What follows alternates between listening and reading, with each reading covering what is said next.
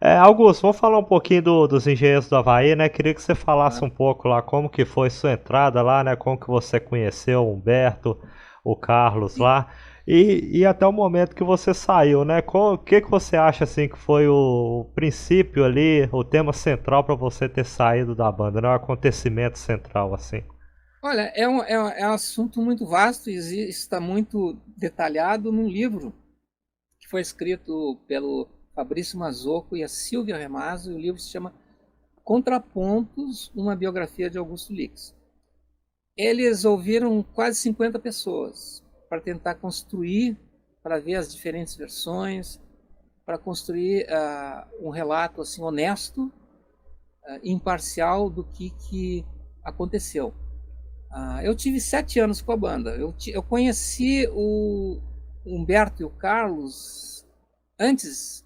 Eles foram um dia lá em casa, lá por 86, me convidar para operar o som de um show da Uhum. banda numa casa noturna de Porto Alegre, Taj Mahal. Ah, então, na época, eu fazia dessas coisas. Como eu te falei, eu atacava de tudo um pouco, né? Eu tinha saído do meu trabalho na rádio. Ah, em 87, naquele 86, eles gravaram Toda Forma de Poder, convidaram o Ney Lisboa gravou junto, é ele que canta junto Toda Forma de Poder na gravação do disco Longe Demais das Capitais. E o Ney, criou-se assim um certo namoro do Ney com os engenheiros. E Uhum. o Ney incorporou nos shows que, que nós fazíamos, né? Ah, algumas músicas, a gente começou a tocar Segurança. Aham. E nós arranjamos ali ah, e no ano de 87, então, como retribuição, quando gravou o álbum Carecas Jamaica, ele convidou para os engenheiros. E os engenheiros estavam vindo de uma viagem para o norte e nordeste, aterrissaram no Rio de Janeiro, lá no estúdio da Emael Odeon. Então estava o Humberto, Carlos e o Marcelo Pitts, que era o baixista. E nós nos juntamos, os três, mais o Ney e eu, e gravamos Carecas da Jamaica naquela tarde. Aí teve um show lá do Canecão, que é até uma casa de espetáculos tradicional, histórica aqui no Rio de Janeiro, que está para ser reaberta. Aham. Né? Eu acho que está em processo de licitação, não sei. Aí grandes shows aconteciam lá, a gente tocou lá diversas vezes. Tinha um show Echo in the Bunnyman, né? Aí eu, pô, vamos encarar e tal. Aí eu combinei com o Carlos, se encontrar lá. Aí ele se encontrou, a gente começou a conversar e nem acabou nem entrando dentro da plateia, nem assistimos o show, nem sabemos se o show foi bom ou ruim, mas nós ficamos conversando sobre a conjuntura do país, da música nacional, música gaúcha, o rock nacional, trocando ideias, assim. E eu, durante os trabalhos do Carecas Jamaica, eu vinha conversando com o Ney numa perspectiva assim da gente economizar as chamadas perfumarias de estúdio, tipo assim, porque até era comum a gente se maravilhar, se deslumbrar com opções tecnológicas de novos teclados, músicos convidados, então, por Carecas de Jamaica, adotou-se uma abordagem bem mais simples, mais rústica, para ter assim passar uma coisa mais pessoal, mais pura, mais genuína. E teve só dois convidados, não, três convidados, mas assim muito pontuais. Uma que os engenheiros na faixa Carecas de Jamaica, o Ike Gomes, que depois formou Tangos e Tragédias com o Nico Nikolaevski, ele participou com violino na faixa é, Berlim Bonfim, que é uma relação que o Ney faz em relação ao muro de Berlim e o Uhum. muro de Porto Alegre, que esconde da cidade o rio, o Guaíba, ou sei lá, como é que chama o acidente geográfico. E teve uma participação do, acho que Serginho do trombone, na faixa de Irás de Irás. Mas de resto, era o básico instrumental, assim, era a bateria, baixo, piano Rhodes, guitarra e violão do Ney. Então eu estava passando, eu acho que eu devo ter passado alguma dessas ideias para o Carlos naquela conversa. Depois nos despedimos, ele foi lá para o hotel e deve ter conversado com o Humberto. E pelo que se relata, eles avaliaram assim que eu poderia ser um acréscimo para a banda, assim. Eu não era talvez o guitarrista mais virtuoso, Uhum. né? Mas eram talvez as minhas ideias em relação à música, em relação à guitarra, e eu também tinha meus flertes de tocar teclado, coisas assim.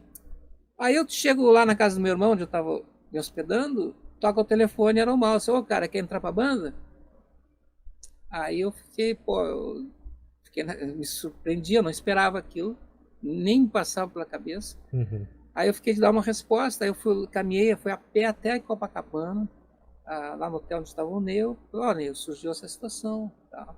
Ano passado, o Cleito e o Cledinho me convidaram, agora estão me convidando para entrar numa banda. Não ser um músico de apoio, mas ser parte de uma banda. É diferente de ser o guitarrista que ganha cachê. Né? Entendeu? Inclusive, no primeiro disco do Ney, eu não quis ganhar cachê, né? Porque eu era muito identificado com o trabalho dele. Eventualmente, isso aconteceu nos discos seguintes. Mas aí, para mim, foi uma situação assim, ó. Tem uma expressão gaúcha que diz o seguinte: o cavalo passou encilhado. Ou seja, o cavalo passou pronto para que alguém monte. Uhum. E sai galopando. Se não montar, o cavalo vai embora. Ou o trem está passando, é o último vagão.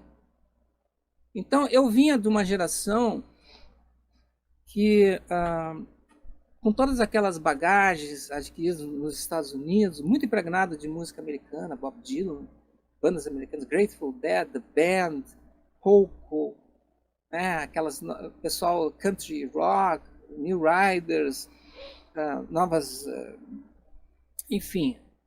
E claro que os ingleses, eu via todas as noites o Dark Side of the Moon, o Who's Next, Derek and the Dominos, enfim, eu juntava tudo, britânicos.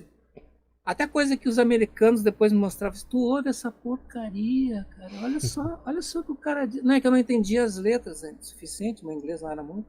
Uhum. Me ligava muito na sonoridade, e aí, para quem era nativo no idioma, certas coisas que faziam sucesso aqui por causa do som, lá o pessoal não curtia muito Deep Purple, não curtia muito o Uriah Heep. Uhum. Assim, era bom, mas enfim, então eu abri um parênteses assim meio largo, voltando, então eu tinha o cavalo encilhado, porque na minha geração eram raras bandas. As bandas que tinha em Porto Alegre eram instrumentais, eu já falei, eu citei os nomes, né? Arte Funcho, Cheiro de Vida, Reis de Pedra. Esse encontro de vocês, qual que era a idade assim média de vocês? 87? Aham. Não, só concluindo, assim, não tinha bandas em Porto Alegre e havia um anseio de músicos serem session players. Eles queriam trabalhar por cachê, aquela coisa, se sentia assim. Eu não partilhava disso. A ideia de banda para mim era um sonho desde a infância, quando eu comecei a ouvir Beatles.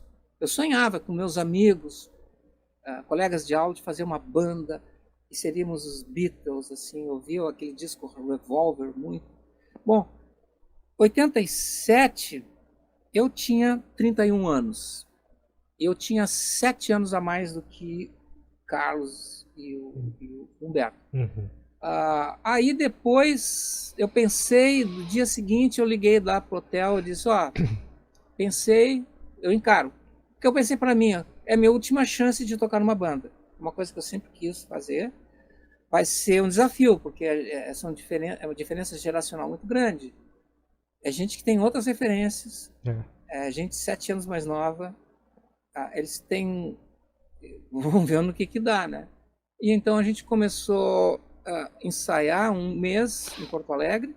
Eu me mudei de volta para Porto Alegre. E depois de um mês viajamos para São Paulo para gravar.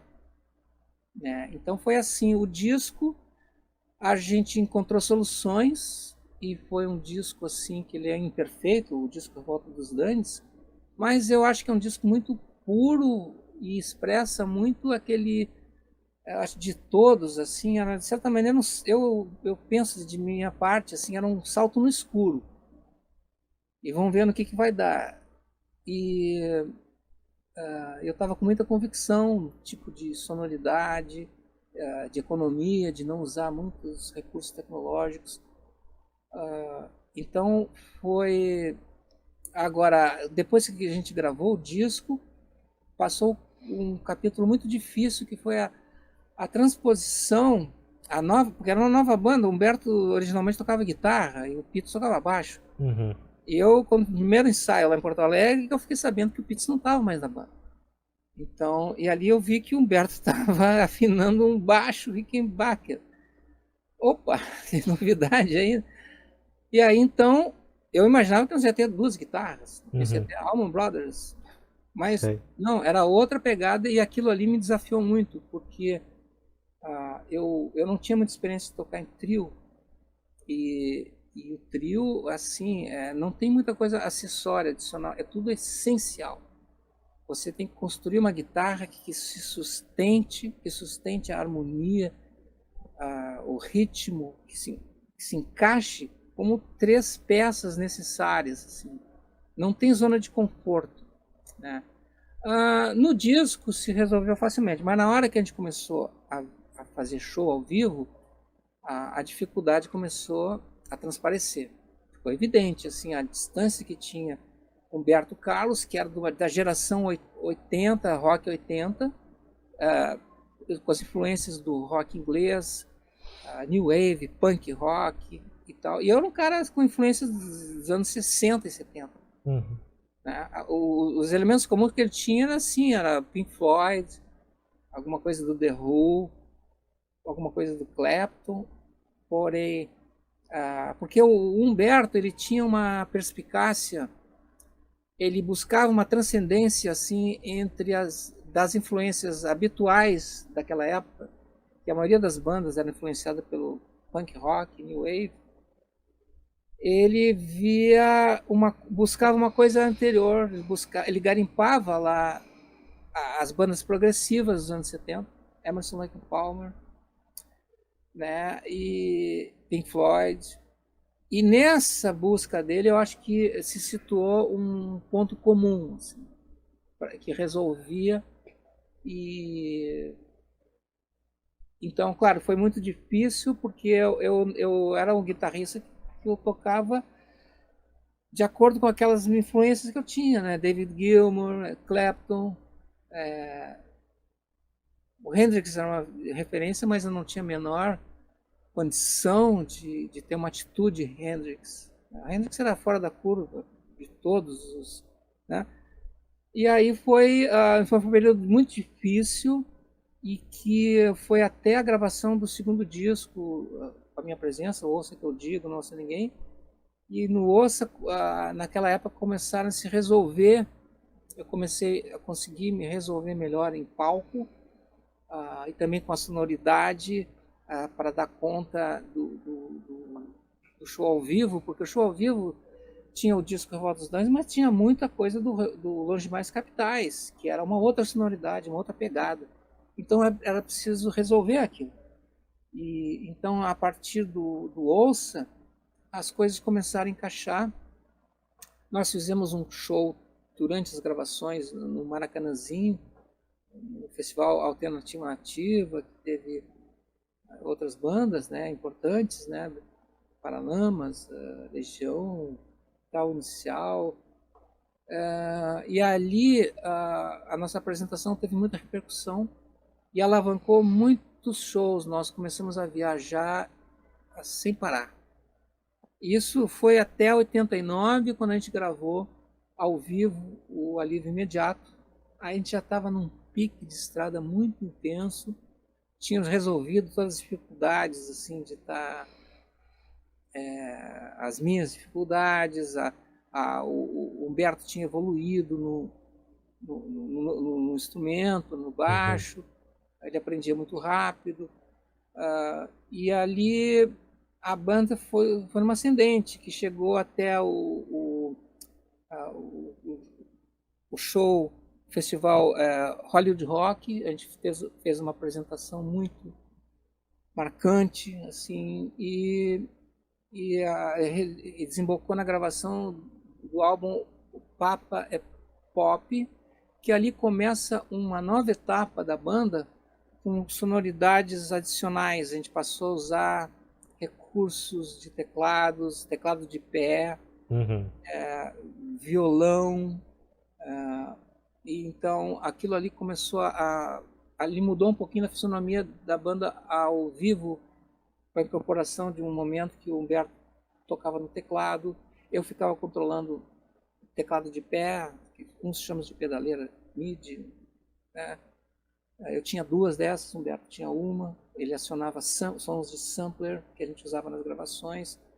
Então, perdeu um pouquinho daquela mobilidade de 88, de 89, que eu me movimentava, assim, claro que eu não era nenhum Angus Young, mas eu já tinha um comportamento mais à vontade, mais natural, sim. E claro que o Humberto se encarregava do domínio da plateia, ele tinha uma força, uma capacidade muito forte de interação, né? E esse era o show. Com o Papa é Pop, de vira a página, passa a ser um show mais sonoro e com novos recursos. E foi o primeiro disco que a banda se autoproduziu. E em seguida gravamos o Várias Variáveis, que a banda assim ficou soando na gravação muito parecido com o que soava ao vivo.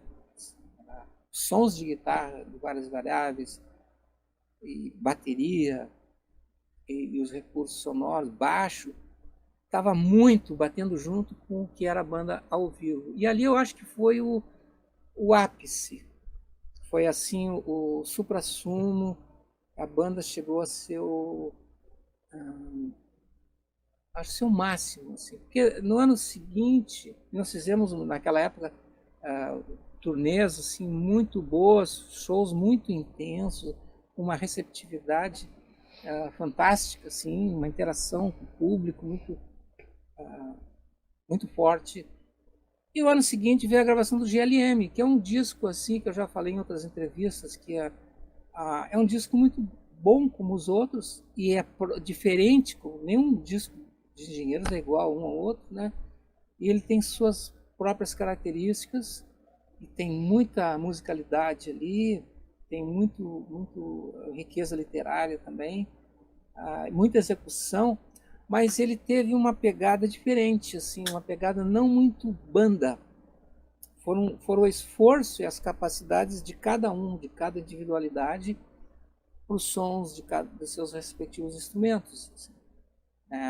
Foram sessões de gravações. Assim, eu gravei as guitarras, já relatei isso, assim, praticamente sozinho, assim, não tinha presença de ninguém da banda e tal. E a gente estava muito confiante nos resultados. Eu, pessoalmente, procurava sempre encontrar algum recurso a mais. Eu fazia umas experiências, usei um mini arco de violino para fazer uns pizzicatos no violão, no Pampa no Walkman. E algumas... eu estava explorando já os sons de 12 cordas, desde várias, sempre buscando assim uma aquarela sonora, ter uma corzinha sonora a mais aqui, ali e tal, o que estava a meu alcance fazer, assim. E daí, ano seguinte, a gente faz o último trabalho, foi o ao vivo na Sala Cecília Meirelles, filmes de guerra, canções de amor. Em algumas faixas teve a participação de uma parte da Orquestra Sinfônica Brasileira, regida pelo Wagner Tiso, e a produção foi do Maírton Bahia. A gente teve muitos bons produtores que eu citei aqui, teve o Reinaldo Barriga, o Maluli, o Marcelo Susequinde, né? E depois nós nos autoproduzimos, mas quando chegou a gravação ao vivo com a orquestra, a gente não poderia se autoproduzir. Você não pode, não há como autoproduzir uma coisa que você vai fazer ao vivo, né? Então a gente recorreu a tive uma oportunidade de trabalhar com o Maírton Bahia, e então ali foi o último disco com a minha participação. Naquele ano a gente fez uma excursão para o Japão, também em Los Angeles nos apresentamos, e aí no final do ano, após uma excursão no Sul e os últimos shows no Olímpia, em São Paulo, ali aquela banda acabou. O contexto de como isso aconteceu está muito bem relatado, acho que no livro. Tem algumas coisas, alguns detalhes que são difíceis de saber, tipo assim, quem fez uma determinada ligação, telefonema, tal, certas coisas assim, mas ali o Fabrício Mazocco e a Silvia Ramazo, eles se empenharam, assim, levaram anos entrevistando gente para saber, para conjugar e tirar assim o suco do que aconteceu, né? Eu acho, pessoalmente, eu tenho uma avaliação, olhando aqui, que bateu um cansaço com o Humberto. O Humberto foi o idealizador da banda, o criador da banda, o fundador da banda. E ele sempre tinha uma necessidade de ter ideias próprias colocadas em prática. Mas a banda é uma dinâmica. Às vezes você concorda com uma coisa, às vezes você discorda, às vezes você não consegue executar alguma ideia. Então, é sempre um dinamismo. E eu acho que na avaliação, na cabeça dele, estava ficando cansativo. Ele já estava cansado de tocar daquele jeito, de repente, não sei o que aconteceu, tem que perguntar para ele. Uhum. Mas o fato é que ele, hoje, se sabe, né, que ele decidiu tomar uma decisão, seguir um outro caminho, né? E o caminho foi não ter Augusto Lix na banda. Uhum. Né? Então, basicamente, é isso. Augusto, e você hoje tem algum tipo de contato assim com o Carlos e com o Humberto nos anos atuais assim? Não tenho, com o Humberto não tenho contato nenhum, mais de 30 anos, eu acho. O Carlos me ligou um pouco antes da pandemia. Isso já tem 4 anos, 2019. E isso eu já relatei também. O Carlos, ele ligou, ele estava com muita convicção. Ele queria reunir a GLM. E ele falou os argumentos dele e tal. E eu estava meio assim, surpreso com a ligação. Enfim, né, tanto tempo tinha que se passado. E eu não me oponho, podemos conversar, ver o que é possível fazer a essa altura do campeonato, né? Todo mundo já meio envelhecido, o que é possível, em que condições. Mas não passou disso, não houve segundas conversas, não houve. E a minha avaliação é que eu acho que, eu tenho a impressão que o Humberto não quis. Uhum. A dedução lógica. Eu não sei, eu acredito que o Carlos tinha proximidade com o Humberto, então eu imagino que eles tenham conversado e que a ideia do Carlos não tenha não tenha sido atraente, né?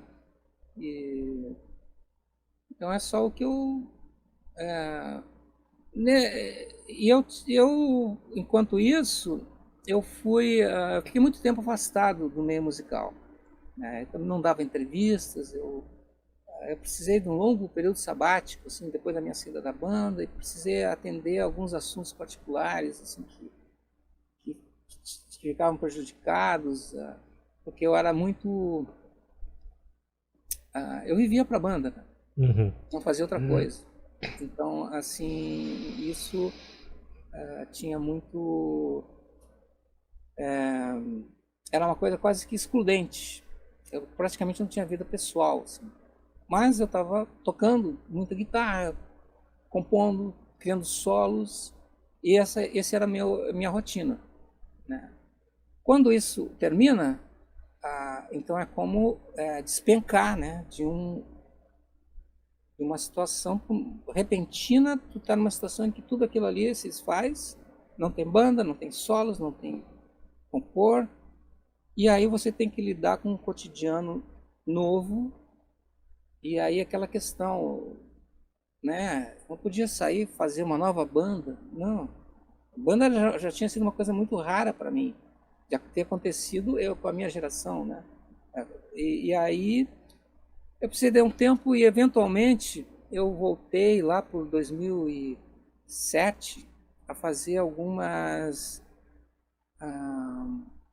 atividades, assim. Voltei a compor trilha sonora para filme, para teatro, fiz direção musical, trilha original, e eu comecei a fazer também um trabalho assim de compartilhar. Eu tinha muito conhecimento, vivi muita experiência, Uhum. conheci muita coisa de tecnologia, de vivências, de situações, e aquilo ali eu disse, poxa, eu posso compartilhar isso, né? Então a gente começou com a ajuda de algumas pessoas. Eu consegui organizar algumas palestras interativas, né, que depois pegou o apelido de Workshop Tulix, que era do quarto para o mundo, que é o título foi a ideia de uma amiga, a Dedé Ribeiro, né, que vai produzir o meu reencontro com Ney Lisboa em outubro, dia 15, em Porto Alegre. 40 anos do disco Para Viajar no Cosmos Não Precisa Gasolina. Então, a ideia, porque do quarto é intimidade, o mundo é o conflito social. Então, por exemplo, a ideia de você tocar o seu violãozinho no seu quarto, ouvir o seu som, e de repente você quer se expressar, você quer ser agente, protagonista na cena musical, você quer dizer alguma coisa através da música, né? Aí você sai do conforto do seu quarto para uma situação que é imprevisível.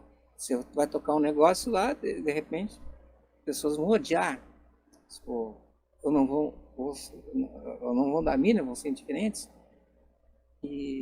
Mas de repente tem alguma pessoa ali que pode enxergar algum detalhezinho que faça diferença, e essa é a mágica da música na vida das pessoas, que as pessoas não são iguais, elas têm leituras diferenciadas. Uhum. E em determinado momento, uma pessoa está mais propícia a se sensibilizar por algum detalhe musical, alguma nota, algum acorde, alguma letra, alguma fala. Então, eu tinha muito disso assim para compartilhar, e aí eu comecei a viajar. E depois, com a ajuda de dois fãs, um mineiro e uma paulista, eles criaram até uma produtora, Roma, e eles começaram a estruturar essas palestras interativas, né? É uma coisa assim muito quase acadêmica, né? É uma coisa assim, cultural. E de vez em quando, no final, rolava de tocar uma palhinha assim, acústica, com um instrumento do momento. E aí o que aconteceu? Lá em 2017, o meu irmão, que mora na Alemanha, ele vinha se apresentando no Brasil e me convidou para fazer uma participação num recital dele, lá no Teatro São Pedro. E a gente fez, foi uma surpresa, assim, e a gente gostou muito. E ele deu o nome de Licks Blues, Duo.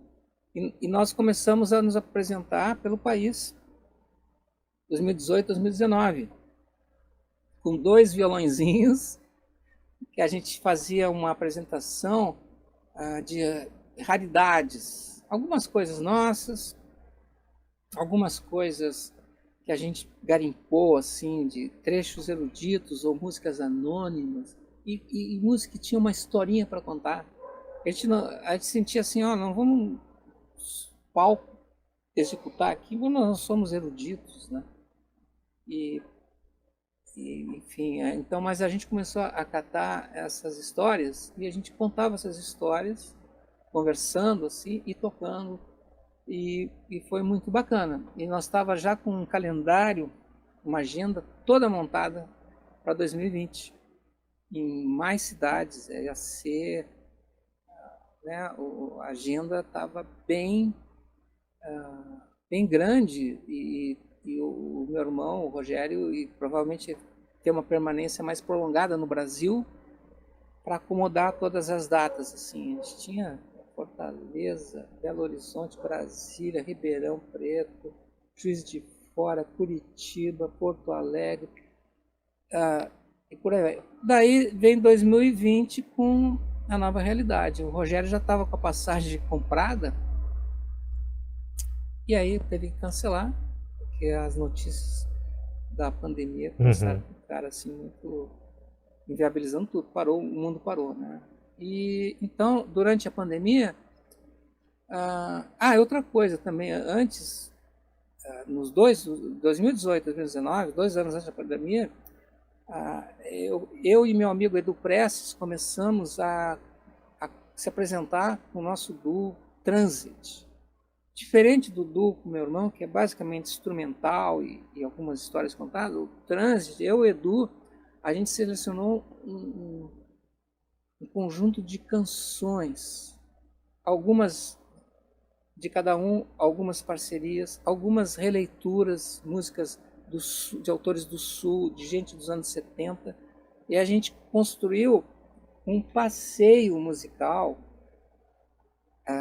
pelas sensações humanas, desde a ingenuidade, a inocência, aos baques, as decepções, a traição, a raiva, a fuga,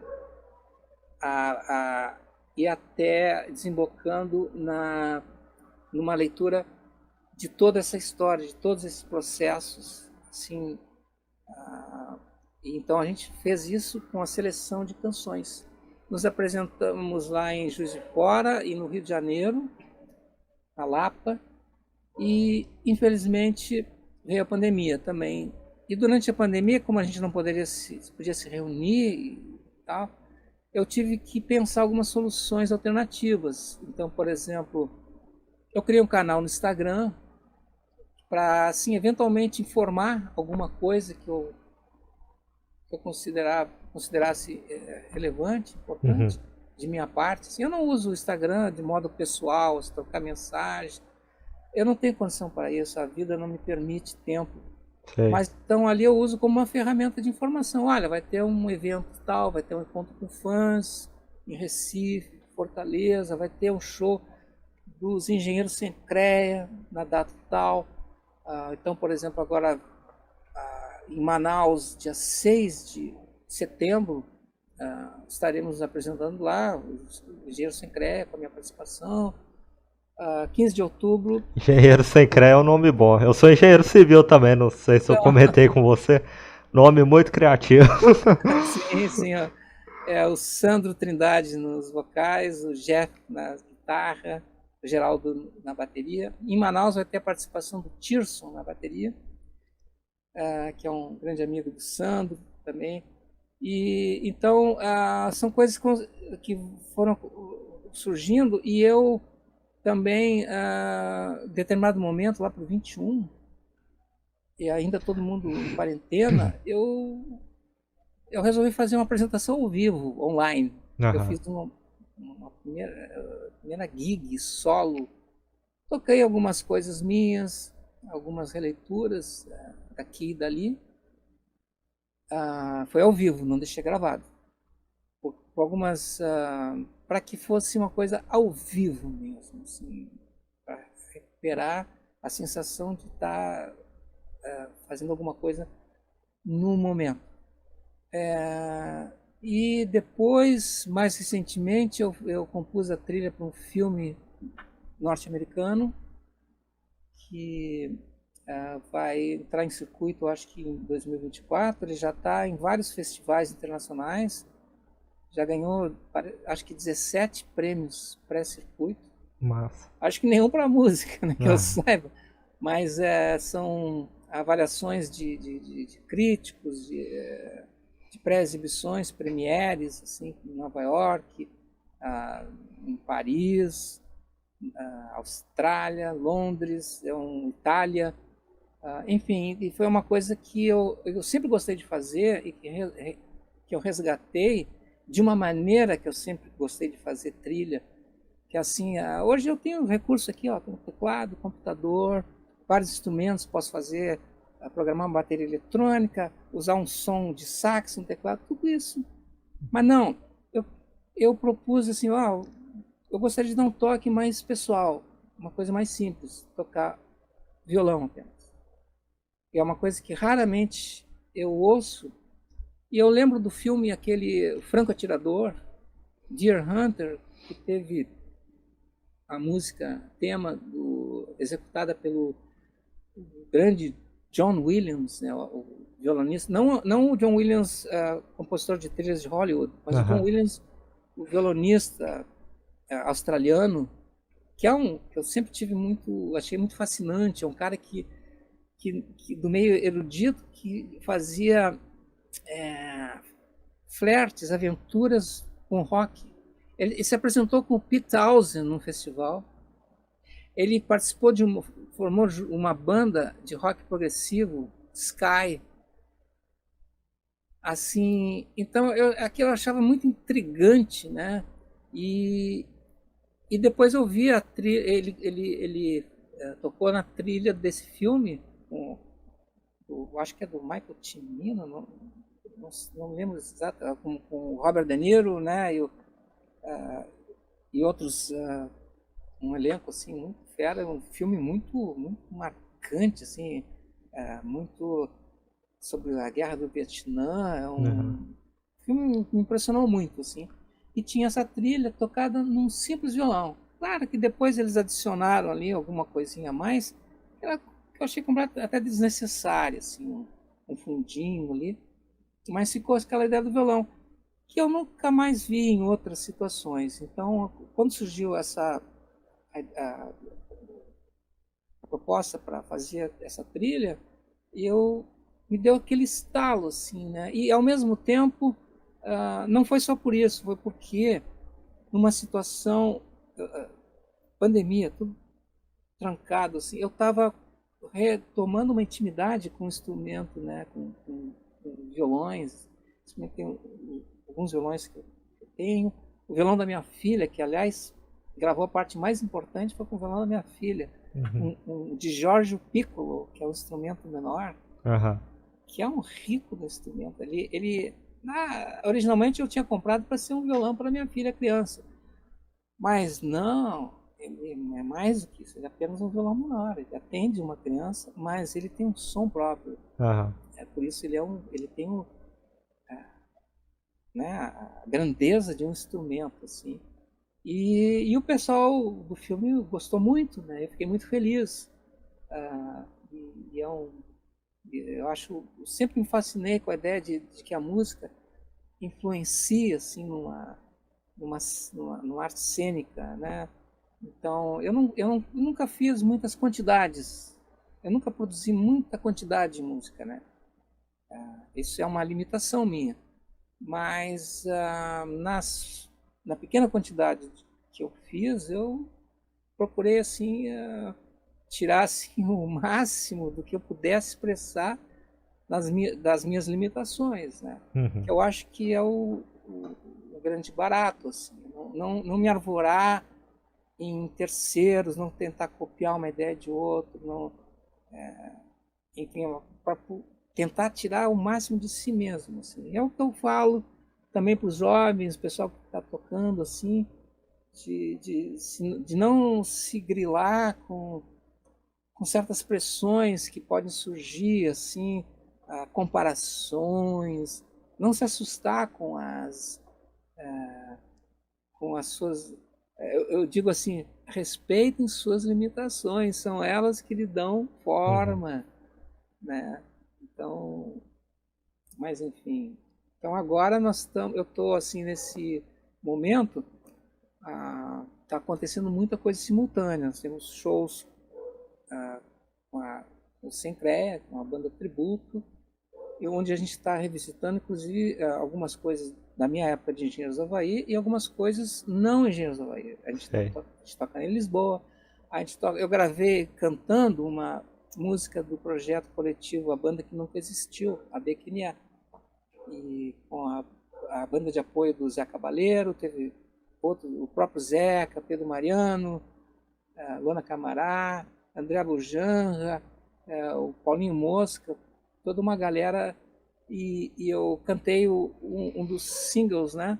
A gente toca com o Sinclair e a gente vai progressivamente acrescentar coisas. Eu tenho, eu estou planejando, organizando com o meu amigo Edu Pressa, de a gente gravar o primeiro álbum do Transit, com Aham. autorias nossas, assim, e que é uma coisa importante, né, de ter o material gravado. E eu acho que para a sequência, o show com o Ney Lisboa, em 15 de outubro, em Porto Alegre, vai ser histórico, vai ser épico, vai ser muito emotivo. Eu já combinei com o Ney, olha, eu tenho que passar no cardiologista antes para... Cara, é tanta história que volta, né? É. Vai estar o grupo que acompanha o Ney, o Paulinho Supercóvia, o Luiz Mauro e o Giovanni, e vai ser muito emocionante. E vai ser também o Ney optou por fazer isso, vai ser um show Ney Lisboa e Augusto Lix, até talvez por um resgate do nosso início, né, como dupla. Sei. E eu achei de uma generosidade, porque eu não me comparo com o talento do Ney, né? Eu achei que foi uma coisa muito generosa da parte dele. Mas vai ser pontual. Vai acontecer para quem vir e ver. Não é um projeto para seguir. Então, passados esses eventos, a tendência é de eu ir encarar o nosso caminho para o Transit e eventuais trabalhos com o pessoal do Sinclair, para atender assim uma dinâmica de propostas diferentes, né, que existem, que acontecem. Né? O Transit é uma viagem, como É. relatei, e ela com dois instrumentos que nós desenvolvemos diferenciados, são instrumentos híbridos, tem som de guitarra, som de violão, alguns efeitos e então são isso. De repente aí algum trabalho solo, porque eu fiz pela primeira vez na vida uma apresentação pessoal solo no Teatro São Pedro em Porto Alegre. Fiz um recital só instrumental para atender uma exigência do projeto, com a lei de incentivo, que não podia ter palavra cantada.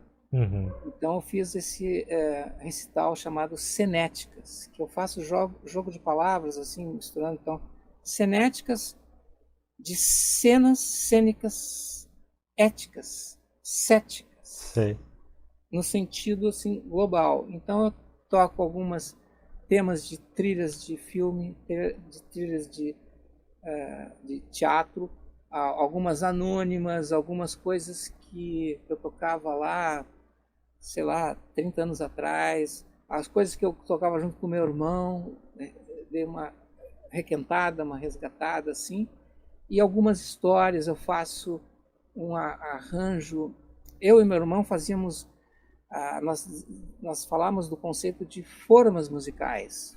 Assim como a gente faz um bolo, um pão, a gente usa uma forma. E na música tem formas assim, porque elas são reutilizadas para fazer uma grande quantidade de música. Então, nós pegamos, por exemplo, o cânon de Pachelbel e fizemos um medley de várias composições da música pop dos anos 70, 80, 90, que foram compostas usando a estrutura harmônica, né, do cânon de Pachelbel. Então, e também eu fiz uma pesquisa e eu fiz um arranjo de 4 trechos de peças eruditas. Eu não sou um erudito, né? Mas eu não estou proibido de flertar. Por exemplo, eu fiz uma junção de uma música que eu gosto muito, que tem uma história também, que é Plaisir d'amour, que foi uma música francesa que alguns produtores americanos transformaram numa música diferente, e foi um dos grandes sucessos de Elvis Presley. E eu junto ela com um trecho da Sonata Patética do Beethoven, que é uma das coisas mais conhecidas dele, e elas têm uma afinidade assim, harmônica, assim, é como se fosse a mesma música, esses trechos tocados. E também uma pesquisa que eu falar de 4 trechos eruditos relacionados com o nosso hino nacional brasileiro, que é uma história muito interessante, assim, muito cativante. Eu sugiro, recomendo a todos que façam um esforço para saber as origens dessa música que a gente canta nos momentos cívicos. Uhum. E, né, as sonoridades nacionais, essa música tem um lastro, tem um histórico, e é muito interessante, né? E eu ilustro isso com trechos do século XIX que eram muito ressonantes com você sente alguns elementos na música do Francisco Manuel da Silva, que foi composta na mesma época. A música foi composta por Império, mas quando foi proclamada a República, na falta de uma alternativa melhor, fizeram até um concurso e ganhou o concurso o Leopoldo Miguel, compositor que é nome de rua aqui no bairro de Copacabana, no Rio de Janeiro. Mas não encantou muito, ele ficou como hino da proclamação. E aí parece que o Marechal Deodoro da Fonseca, primeiro presidente republicano, ele teria dito: pega a música do Império lá e coloque um poema, uma letra. Então colocou-se o poema de Osório Duque Estrada, que nasceu 5 anos depois que faleceu o Francisco Manuel da Silva. Francisco Manuel da Silva era da época do Dom Pedro I. Uhum. Ele é um arquivista, copista da corte do Dom Pedro I. E a música que ele compôs se transformou no hino da coroação de Dom Pedro II. Quando Dom Pedro I abdicou, foi o hino da coroação de Dom Pedro II. E essa é a música que nós cantamos como hino nacional. É a música que foi composta para o Império Brasileiro. E com a letra, né, Osório Duque Estrada. Então tem muitos dados interessantes naquela passagem de Império para a República. Houve um período que os símbolos, eram necessários novos símbolos nacionais. Então houve um momento que foi copiada a bandeira dos Estados Unidos. Trocaram as listas vermelhas e azuis, verde e amarela. E o retângulo com as estrelinhas ali. E houve uma época que usou-se a Marselhesa francesa como hino nacional, assim, no momento de transição, de indefinição. Então houve muito interessante aquele processo. Claro que teve também toda a dimensão político, socioeconômica, que foi o fim do Império, o início daquela república, por que isso aconteceu. E eu recomendo a todos se familiarizarem, porque é uma história muito assim, fascinante, né? E explica muitas coisas de questões que o país, o Brasil, ainda vive hoje em dia. Augusto, então a última pergunta que eu. Curiosidade pessoal minha mesmo, é uma pergunta até muito pessoal, responda se você se sentir à vontade, tá? Sim, É sobre Engenheiros do Havaí ainda. A primeira tá. banda de rock que eu fui no show foi Engenheiros do Havaí, se não me engano, em 2006. Estava já na época final já da banda, né? Acústico ali, terminando o acústico. Sim. Você se sente assim preparado, se sente aberto também, questão pessoal mesmo, de ter um convívio com o Carlos e com o Humberto, assim, igual você falou que teve a possibilidade aí, o Carlos te propôs, né, a questão da reunião e tal.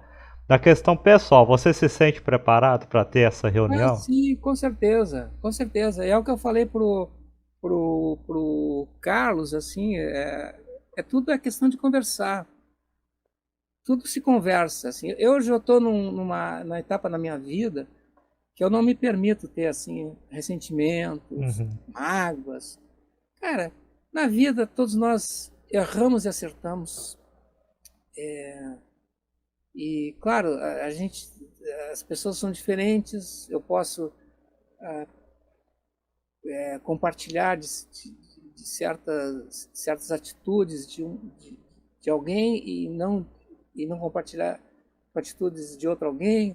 Tudo faz parte da dinâmica da vida. uhum, Agora, assim, ó, eu penso, se é para fazer pessoas felizes, essa é a minha maneira de ser, assim. Ah, se quiserem reunir para tocar, vamos conversar, ver o que é possível fazer, o que eu consigo fazer nessa altura do campeonato. E se é para deixar pessoas felizes, está valendo. Assim, eu só não tenho, eu já falei em outras vezes também, eu não tenho isso a oferecer, porque não parte de mim, não é uma opção minha, entendeu? uhum, Então, essa resposta para essa pergunta já me foi feita várias vezes, é a única resposta que eu tenho para dar. uhum, E assim, ó, enquanto isso, por exemplo, eu recebi convites para fazer participação com Banda Tributo, Engenheiro Sem CREA. uhum, Em outras épocas, eu talvez tivesse pensado às vezes, pô, mas para quê? Para que vai acrescentar e tal. Mas conversando com eles e entendendo melhor o contexto dos tempos atuais, pós-pandemia, enfim, em que toda uma geração que hoje está nos seus 30 e muitos, 40 e tantos, a vontade, o desejo, o anseio de revisitar a música que foi a trilha sonora das suas juventudes, né? Então eu digo assim, ó, por que não? uhum. Por que não? Se é uma coisa boa, se tem pessoas que estão gostando. Eu fiz a experiência lá no Sul, né? Tocamos lá em Alvorada, no,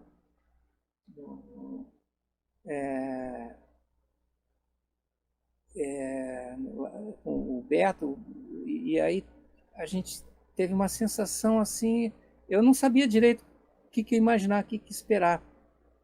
E, o, e foi surpreendente, foi muito emocionante, foi... E uma coisa que eu já estava experimentando, assim, encontros com fãs. Poxa, lá teve em teve depoimentos, assim como a gente conversa agora, de perguntas e respostas, Uhum. e nesses encontros eu me coloco aberto para responder todo tipo de pergunta, assim, eu não tenho nenhuma restrição, com muita vontade. Mas houve uma coisa que me chamou a atenção, é que não houve apenas perguntas, muitas manifestações, gente que queria dizer alguma coisa. Tinha uma necessidade de dizer alguma coisa. E eu ouvi manifestações, depoimentos assim, muito emocionados, assim, que, olha, me surpreenderam, e aquilo me sensibilizou. Poxa, aí junta com essa situação dos tempos de hoje e tal, não existe hoje Engenheiros do Havaí. Engenheiros do Havaí é uma banda da qual eu fiz parte. Eu compus músicas, eu criei solos, eu criei arranjos. E tem pessoas querendo ouvir esse repertório, por que não atendê-los? Então assim, eu não pude negar e foi muito, muito legal. Depois de Alvorada, tivemos em Guaporé, Viamão, e foi igual. Foi uma coisa assim, muito emocionante. Uhum. De repente, tocar um determinado acorde, um determinado trecho ali e as pessoas urrarem, assim. Parecia que está tendo assim uma situação, eu não sei como explicar, de muita raridade, um momento, é um reencontro, né? Eu já conversei outras vezes assim que para essas pessoas eu não senti que não fazia muito sentido eu mostrar algumas inéditas. Vocês não conhecem isso aqui? Eu até cheguei a tocar alguma coisa inédita na abertura e tal, mas em consideração ao anseio desse pessoal todo, pô, eu procurei, assim, na medida do possível, né, passados tantos anos, de atendê-las, de procurar não decepcioná-las, assim, com aquilo que tiver ao meu alcance. E foi muito bacana.